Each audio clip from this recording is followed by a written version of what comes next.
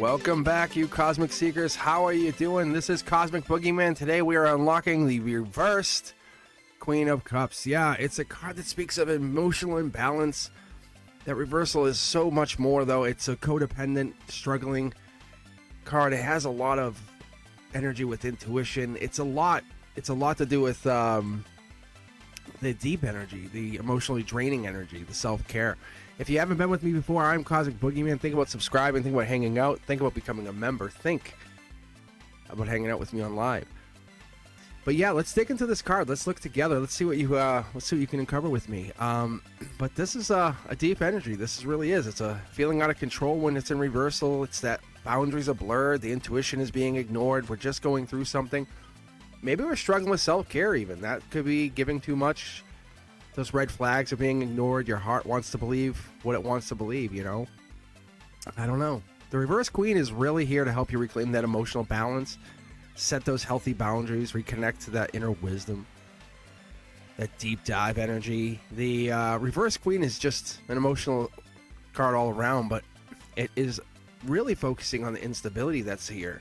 This is what we're looking at, the suppressed feelings, the suppressed intuition, even the unhealthy attachments in relationships. If it's upright, it's a little easier to swallow because we have that compassion, that deep emotional intelligence, the spiritual awareness, signs, synchronicities, everything's talking to you.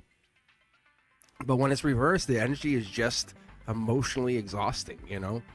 It's just manipulative. It's losing control. It's really tough because we're, you know, when we have this card in reverse, we're constantly prioritizing ourselves over someone else, or it's just having a feeling of emotional disconnect or overwhelmed energy. That cup is really, we're trying to keep it together. You can actually see there's a cover on here.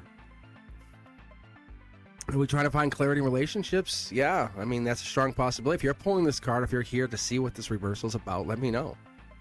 Because you should be listening to your intuition without any doubt. The Queen's Cup, it's a vessel. It's very ornate versus all the other cups. It's in the hand. It's emotionally spiritual. It really is. If you look at the cup itself, it's not like the other cups. And even the cup itself, if you look at it in reversal, it almost looks as though it's supposed to be in reverse, right? It has a little bit of that, like, is the cup upside down and it has like kind of like hinges and it swings. Maybe processing feelings or using emotions as your form of control. Maybe it's your understanding. Maybe this is showing you have to get control. We're taking both sides. The duality of this is part of the relationship. Focus on your own well-being. There's a throne and it's right by the water. It's here. It's showing the emotional strength, the emotional drowning. It's that. We're kind of having a choice here. We're going to go through that building ourselves up, or going to go in too deep. Because the Queen's sitting right next to the ocean. Those deep currents of feeling, the energy, the power, the synchronicity, all of that energy just flows right by. When it's reversed, the water can feel overwhelming so much. Think about the deepness, the depth that comes along with this. The sensitivity, if you're an empath, right? The excessive sensitivity that comes along with that. Being lost in emotions, other people's emotions. But this water here is really deep. You're right at the shore's edge. The closed cup is it can symbolize the emotional repression or even the ignored intuition. And like I say, you know, in the other cards, the Queen's Cup is closed, unlike the other cards where the emotional depths and secrets are open for everyone to see. The Queen, she holds her secrets tight. When reversed, this suggests the ignoring the intuitive messages, repressing those feelings is not a good idea. It really isn't. It just is not. We're just struggling to see things clearly, see things the way we want to see them, but we want to see things the way they should be seen. Our guards are talking to us. Maybe we're dismissing our gut feelings, dismissing how we're supposed to be going through this. Maybe you're ignoring the red flags even in the relationship or situation. This could be saying, hey, the Reverse Queen is asking you to trust that wisdom, the wisdom that got you to this place. You're so close to completing here. The emotional burden, the emotional journey, this is a part of the process. Don't let it cloud your judgment at the last moment, right? The Queen's gaze, is she compassionate or is she over-attached to something? Is she thinking about how caring for something could be helpful, or is she overly protective?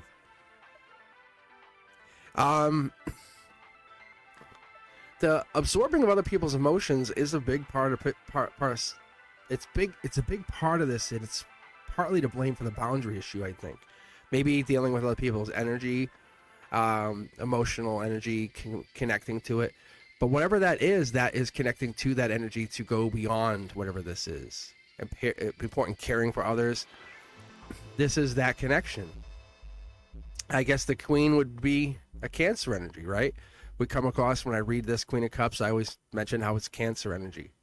It's that June, July energy. It's that oversensitive energy sometimes when it's reversed, but it comes across with the emotionally supportive or even dependent energy if it becomes too consumed by feelings.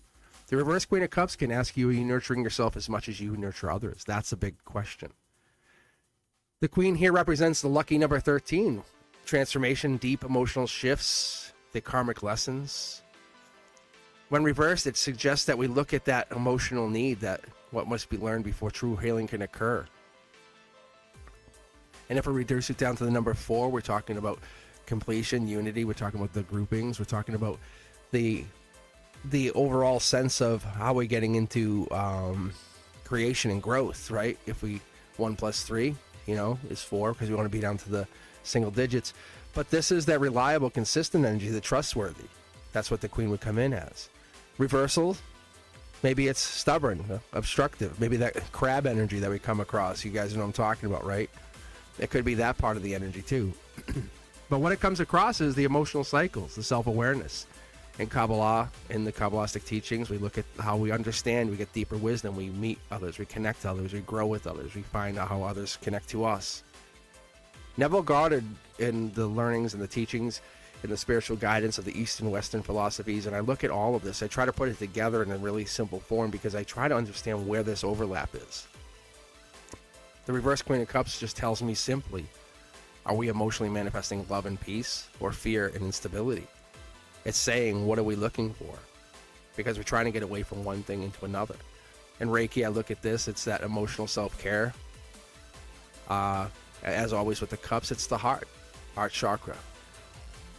Don't feel emotionally drained because the cup is covered, but it's giving you the energy that you should be able to welcome in restorative energy with the emotional boundaries, right? Listen to 639 hertz. Heal those emotional wounds, restore the balance, relationships, self-love, self-care, the emotional instability, whatever that is that's breaking you down. The 639 can help you find that balance back in. How can we find this energy in your life? What does this mean to you when you see this card? What does it show you? What does it represent? Are you setting healthy boundaries? Are you setting the emotional boundaries with partners, relationships, family members? Is it time to protect your energy? Who knows? Secondly, we try to ask you, what do we want to know? Because what are we trying to figure out here is what you're trying to do with your intuition. Because it's emotions and intuitions. That's what the water tells us. Are you ignoring the red flags, suppressing the emotions? With the reversal, it says you should trust the inner voice first, and then go with the heart chakra. I know clouded judgment's really tough to deal with because prioritizing that self-care is not always easy. The hair care, the nail care, taking time for yourself, going to the gym, doing for you first, especially when you're dealing with your children and you have your parent duties, or you're newly married, or you're in a relationship, or you're just trying to find your way back to a relationship. It's really tough because you're trying to focus on the other person. But the truth is, it's telling you to honor your needs first. You can't pour from an empty cup. And your intuition's telling you, and you're just ignoring it. It's screaming at you, actually. Not every emotion needs a reaction. Overgiving can lead to the emotional exhaustion. You could just be tired, worn out, exhausted from just being overly giving. Think about those grandparents, those grandmothers that we know from years past. The ones who just were always giving in the kitchen. Up and down, cooking, feeding the family, but never taking time for themselves. They were exhausted. Are we grateful? Yes. Are we thankful? Yes. But that's compassion.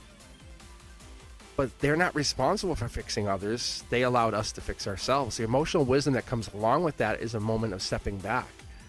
Love should not drain you. It shouldn't really be like, oh, this is exhausting. Your inner world deserves peace. And if that makes you happy, then you're in the right place. You're in the right path. You're in the right, I would say, pace of doing whatever this is. But you're trusting the truth. You know what it is? You're not looking at fantasy, you're looking at the truth, the facts. You're seeing what this is. Because the empty cup isn't going to help anybody, and you know that. So the reverse Queen of Cups for me and for you, it should teach you ultimately that love and compassion must begin with you, within the inner light, the inner soul. If you've been overgiving or ignoring your intuition, stop. If you've been feeling emotionally neglected or drained, stop. It's time to refocus your own well-being.